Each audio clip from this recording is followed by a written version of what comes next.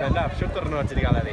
Mae'n gael diwrnod dda, actually. Mae'r tywydd wedi bod yn gred, mae'r lleoliad wedi bod yn gred, a mae'r adloniad sy'n ma heddi wedi bod yn gred hefyd. So, byddwn ni'n gweud diwrnod hynod o lwyddiannus, a fi siŵr bydd yr un mor lwyddiannus ar ddiwedd y dydd hefyd.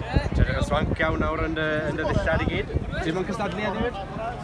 Do, fe sy'n cystadlu bore yma ar y troad o Hwianger, felly ni wedi bod yn fysi tu hwnt.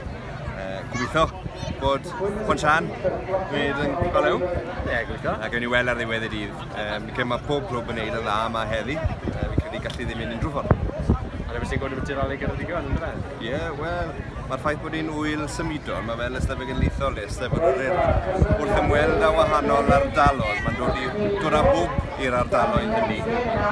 A creu ymdeimlad o falchder hefyd yn y gymuned leol.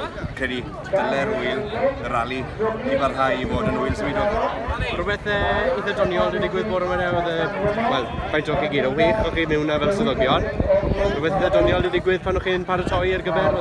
Fi'n siŵr oedd ambell i glasur o champagne o Prosecco mynd up to lle yna. Ti'n gwybod beth, fi ddim wedi cael dim un glasur o champagne, ti'n gwybod? Fi wedi swello gyda'r anal di yna.